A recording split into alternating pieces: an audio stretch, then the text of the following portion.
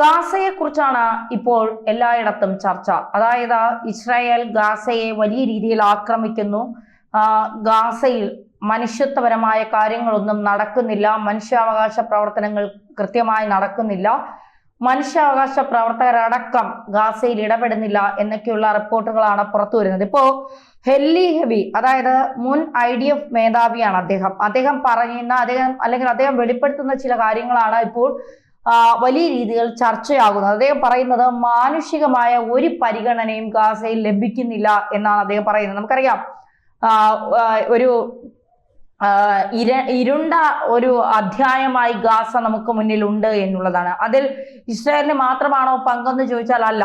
Hamas ഗാസയെ പലതരത്തിൽ ഉപദ്രവിച്ച് ഹമാസിനെ തുരത്താൻ ഗാസയെ ഒരു മറയാക്കിക്കൊണ്ട് ഇസ്രായേൽ മുന്നേറുന്ന കാഴ്ചയാണ് നമുക്ക് കാണാൻ സാധിക്കുന്നത്.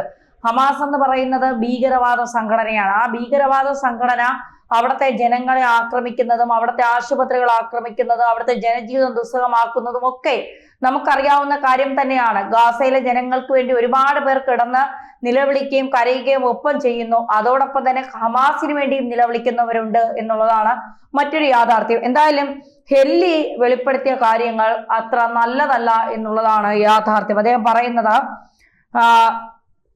ഗാസയിൽ ഏകദേശം ആരോഗ്യ പ്രവർത്തകരുടെ കണക്കനുസരിച്ച് ഗാസയിൽ കൊല്ലപ്പെട്ടവർ 64,718 പരിക്കേറ്റവർ 1,63,859 പേർ പരിക്കേറ്റിട്ടുണ്ട് എന്നാണ് പറയുന്നത്. മാത്രമല്ല 22 ദശലക്ഷം ജനസംഖ്യ ഉള്ളതിൽ 10% പേർക്ക് നേരിട്ട് പരിക്കേൽക്കുകയോ ജീവൻ നഷ്ടപ്പെടുകയോ ചെയ്തിട്ടുണ്ട് എന്നാണ്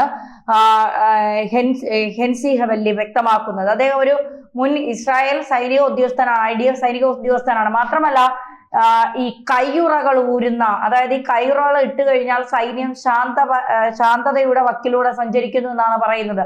പക്ഷേ ഗാസയിൽ ഇസ്രായേൽ സൈന്യം കയ്യുറകൾ ഊരിക്കൊണ്ടുള്ള, അതായത് മനുഷ്യത്വഹീനമായ കാര്യങ്ങളാണ് ഗാസയിൽ ചെയ്യുന്നത് എന്നാണ് പറയുന്നത്. നമുക്കറിയാം ഇസ്രായേലിനെ സംബന്ധിച്ചിടത്തോളം ഇസ്രായേൽ നിലനിൽപ്പിന് വേണ്ടി പോരാടുന്ന ഒരു രാജ്യമാണ്. അവരുടെ നിലനിൽപ്പിന് വേണ്ടി അവർക്ക് എന്തും ചെയ്തേ മതിയാകൂ എന്നുള്ളതാണ്. പലസ്തീൻ എന്ന് പറയുന്ന രാഷ്ട്രം വേണമെന്ന് പറഞ്ഞ് കുറെ ആളുകൾ ബഹളം വയ്ക്കുന്നു. സമാധാനമില്ലാതെ ഇസ്രായേൽ കുറെ നാളുകളായി യുദ്ധം ചെയ്യുന്നു. ഇറാനുമായി യുദ്ധം ചെയ്യുന്നു, ഗസയിലെ ഹമാസുമായി യുദ്ധം ചെയ്യുന്നു, ഹൂത്തികളുമായി യുദ്ധം ചെയ്യുന്നു, ഹിസ്ബുള്ളയുമായി യുദ്ധം ചെയ്യുന്നു. ഒരുപാട് പേർ ഇപ്പൊ ഹമാസ് ബന്ദികളാക്കിയതിനു ശേഷം ഹമാസിന്റെ ഉപദ്രവം സഹിക്കാൻ വയ്യാതെ 4 ലക്ഷത്തോളം പേരാണ് ഗാസയിൽ നിന്ന് പലായനം ചെയ്യുന്നത്. അപ്പോൾ ഗാസയെ വൃത്തിയാക്കി അവിടെ വലിയ കെട്ടിടങ്ങൾ നിർമ്മിച്ച് അതിനെ മറ്റൊരു മുഖമാക്കി മാറ്റാൻ ഒരുങ്ങുകയാണ് ഇസ്രായേൽ എന്നുള്ള വിവരങ്ങൾ പുറത്തു വരുന്നതിനിടയ്ക്കാണ് ഇസ്രായേലിന്റെ തന്നെ മുൻ IDF ഉദ്യോഗസ്ഥന്റെ ഇത്തരം ഒരു ഞെട്ടിപ്പിക്കുന്ന വെളിപ്പെടുത്തൽ വന്നത്. ഇത് എത്രമാത്രം ശരിയാണ് എന്നുള്ള കാര്യം ഇനിയും നമുക്ക് ബോധ്യമല്ല. അദ്ദേഹം പറയുന്നത് കൃത്യമാണോ എന്നുള്ളതൊന്നും നമുക്കറിയില്ല. പക്ഷേ ഗസയെ സംബന്ധിച്ചിടത്തോളം ഗസയിൽ ഒരു തരത്തിലുള്ള മാനുഷികമായ പ്രവർത്തനങ്ങളും നടക്കുന്നില്ല എന്നുള്ളതൊരു വലിയ യാഥാർത്ഥ്യം തന്നെയാണ്. അത് നമുക്കാർക്കും മറച്ചു വെക്കാൻ കഴിയില്ല എന്നുള്ളതാണ്. അതായത് അവിടുത്തെ ആശുപത്രികൾ ഉപയോഗിക്കാൻ കഴിയില്ല, ആഹാരങ്ങളില്ല, കുട്ടികൾ മരണപ്പെടുന്നു. നിരവധി കുട്ടികൾക്കാണ്, ലക്ഷക്കണക്കിന് കുട്ടികളാണ് അവിടെ പരിക്കേൽക്കുകയും മരണപ്പെടുകയും ഒക്കെ ചെയ്യുന്നത്. പഠിക്കാൻ സൗകര്യങ്ങളില്ല. അതായത് മൊത്തം ഒരു യുദ്ധക്കളമായി മാറിയിരിക്കുന്ന ഗസയാണ് നമുക്കിപ്പോൾ കാണാൻ സാധിക്കുന്നത്. ഇപ്പോൾ സോഷ്യൽ മീഡിയയിലൊക്കെ ഗസയുടെ പഴയ പിക്ചറും പുതിയ പിക്ചറും ഒക്കെ വരുന്നുണ്ട്. പഴയത് നല്ല കാണാൻ ഭംഗിയുള്ള ഒരുപാട് നില കെട്ടിടങ്ങളൊക്കെ ഉള്ള നല്ല റോഡുകളൊക്കെ ഉള്ള ഗസയെ നമ്മൾ കണ്ടുവെങ്കിൽ ഇപ്പോൾ അങ്ങനെയല്ല. തകർന്നു കിടക്കുന്ന ഒന്നിനും എഴിച്ചു വരാൻ കഴിയാതെ അവശിഷ്ടമായി കിടക്കുന്ന ഒരു ഗസയാണ് നമ്മൾ കാണുന്നത്. ഇതിൽ പൂർണ്ണമായും നമുക്ക് ഇസ്രായേലിനെ കുറ്റപ്പെടുത്താൻ കഴിയില്ല എന്നുള്ളത് ഇസ്രായേൽ വിരോധികൾ ആദ്യം മനസ്സിലാക്കുക. നമുക്ക് പൂർണ്ണമായും ഇസ്രായേലിനെ കുറ്റപ്പെടുത്താൻ കഴിയില്ല. കാരണം ഗസയിലെ ജനങ്ങളോടല്ല ഇസ്രായേലിന് പ്രതികാരമുള്ളത്. ഇസ്രായേൽ നടപടികൾ സ്വീകരിക്കുന്നത് ഗസയിലെ ജനങ്ങളോടല്ല. ഗസയിലെ ജനങ്ങൾക്ക് വേണ്ട ആഹാരവും ഭക്ഷണവും മരുന്നുകളും ഒക്കെ എത്തിക്കുന്നത് IDF ആണ്. അവരുടെ വാഹനങ്ങളിലാണ്. അത് ഇസ്രായേൽ നൽകുന്നതാണ്. അവിടെ ഹമാസ് അവരെ മറയാക്കിക്കൊണ്ട് അവിടെ നടത്തുന്ന കാര്യങ്ങളോടാണ് ഇസ്രായേൽ എതിർപ്പ് പ്രകടിപ്പിക്കുന്നത്. ഹമാസ് അവിടെ ആശുപത്രികളിൽ കയറി ഒളിച്ചിരുന്നു കൊണ്ട് ഇസ്രായേലിനെതിരെ ആക്രമണം നടത്തുന്നു. അങ്ങനെ ആകുമ്പോൾ ഇസ്രായേലിന്റെ ആശുപത്രികൾ തകർക്കേണ്ടി വരുന്നു. വീടുകളിൽ കയറി ആക്രമണം നടത്തുന്നു. അങ്ങനെ ആകുമ്പോൾ ആ വീടുകൾ ഇസ്രായേലിനെ തകർക്കേണ്ടി വരുന്നു. വിദ്യാഭ്യാസ സ്ഥാപനങ്ങൾ തകർക്കേണ്ടി വരുന്നു.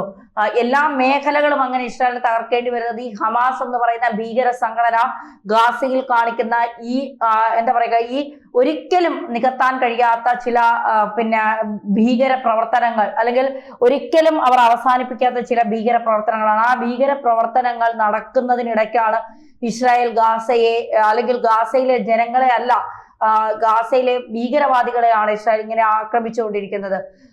ഇസ്രായേലിനെ സംബന്ധിച്ചിടത്തോളം ജൂതന്മാർക്ക് ഒരു നിലനിൽപ്പില്ല എന്നുള്ളതാണ്. അവർക്ക് ഇസ്രായേൽ മാത്രമാണ് നിലനിൽപ്പ്. ലെബനാൻ നദിയുടെ അപ്പുറവും ഇപ്പുറവും പലസ്തീനും ഇസ്രായേലുമാണ്. പലസ്തീൻ നിങ്ങൾ എടുത്തോളൂ, ഇസ്രായേൽ അവർ എടുക്കട്ടെ, ഇസ്രായേൽ ജൂതന്മാർ എടുക്കട്ടെ എന്ന് പറയുമ്പോൾ അവർ സ്വീകരിച്ച് അവരുടെ കഴിവിന്റെ പരമാവധി അധ്വാനിച്ചുകൊണ്ട് ഒരു ദിവസം 1.5 ലക്ഷം ആളുകൾക്കാണ് ഇസ്രായേൽ ജോലി കൊടുക്കുന്നത്. അത്രമാത്രം അവർ അപ്പുറം അവർ അധ്വാനിക്കുകയും ടെക്നോളജികൾ വളർത്തുകയും അവരെ രാജ്യത്തെ മാക്സിമം അവർ വലിയ രീതിയിലേക്ക് സാമ്പത്തികമായും എല്ലാ മേഖലയിലും, പ്രതിരോധ മേഖലയിലായാലും എല്ലാ മേഖലയിലും വളർത്തിയെടുക്കാൻ അവർ ആവുന്നത്ര ശ്രമിച്ച് മുന്നോട്ട് പോകുന്ന ഒരു കാഴ്ചയാണ് നമുക്ക് കാണാൻ സാധിക്കുന്നത്. അപ്പോൾ ഈ സാഹചര്യത്തിൽ ഇത്തരത്തിൽ ഇസ്രായേലികൾ ഇപ്പൊ പെൺകുട്ടികളടക്കം വെടിക്കോപ്പുകളുമായി നഗരങ്ങളിൽ ഇറങ്ങുന്ന കാഴ്ച, അതെന്തുകൊണ്ടാണ്?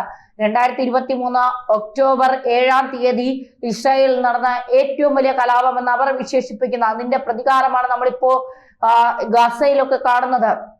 അവിടെ 1200ഓളം പേരെ കൊന്നൊടുക്കുന്നു ഹമാസിന്റെ തീവ്രവാദികൾ. മാത്രമല്ല 250ഓളം ആളുകളെ പിടിച്ചുകൊണ്ടു പോകുന്നു. അതിൽ കുറെ പേരെ കൊന്നുകളയുന്നു. കുഞ്ഞുങ്ങളടക്കമുള്ളവരെയാണ് പിടിച്ചുകൊണ്ടുപോകുന്നത്.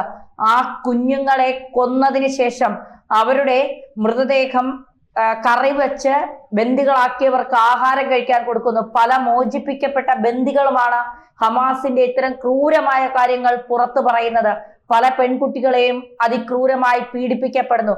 പല സ്ത്രീകളെയും ഭർത്താക്കന്മാരുടെ അല്ലെങ്കിൽ സഹോദരങ്ങളുടെ മുന്നിൽ വെച്ച് അതിക്രൂരമായി ലൈംഗികമായി പീഡിപ്പിക്കപ്പെടുന്നു. അങ്ങനെ പിടിച്ചുകൊണ്ടുപോയ ബന്ദികൾ മുഴുവൻ അവർ മരിക്കുന്ന സമയത്ത് അവരെ കാണുമ്പോൾ ശരീരത്തിൽ എല്ലുകൾ മാത്രമാണ് ഉണ്ടായിരുന്നതെന്നാണ് റിപ്പോർട്ടുകൾ. അത്രമാത്രം അവരെ ഉപദ്രവിച്ചും അവരെ ശാരീരികവും മാനസികവുമായും തകർത്തുമാണ് ഹമാസ് മുന്നോട്ട് പോകുന്നത്. ആ ഹമാസിനെ തകർക്കാനായി ഇസ്രായേൽ നടത്തുന്ന, അല്ലെങ്കിൽ ഹമാസിനെ തുടച്ചു നീക്കാനായി ഇസ്രായേൽ നടത്തുന്ന പോരാട്ടം നിർഭാഗ്യവശാൽ ഗാസയിലെ ജനങ്ങൾക്കും അനുഭവിക്കേണ്ടി വരുന്നു എന്നുള്ളതാണ്. അവിടെയുള്ള മനുഷ്യരായി തന്നെയാണ് നമ്മൾ കാണുന്നത്.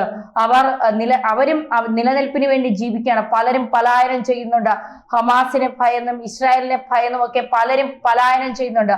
അത്തരത്തിലുള്ള കാര്യങ്ങൾ നടക്കുമ്പോൾ ഗാസയിൽ ഇസ്രായേൽ സൈന്യത്തിന്റെ ഭാഗത്ത് നിന്ന് ഇത്തരം അതിക്രമങ്ങൾ നടന്നു എന്ന് പറയുമ്പോൾ അത് നമുക്ക് വിശ്വസിക്കാൻ കഴിയുന്നതിനും അപ്പുറമാണ്. എന്തായാലും ഇസ്രായേലിന്റെ ഭാഗത്ത് നിന്ന് ഇത്തരമൊരു നിലപാട് ഇതുവരെ വന്നിട്ടില്ല. അതുകൊണ്ട് ഈ സൈനിക ഉദ്യോഗസ്ഥൻ പറയുന്നത് വിശ്വസിക്കാമോ ഇല്ലേ എന്നുള്ളത് ഇപ്പോഴും നമുക്കൊരു ചോദ്യചിഹ്നം മാത്രമാണ്.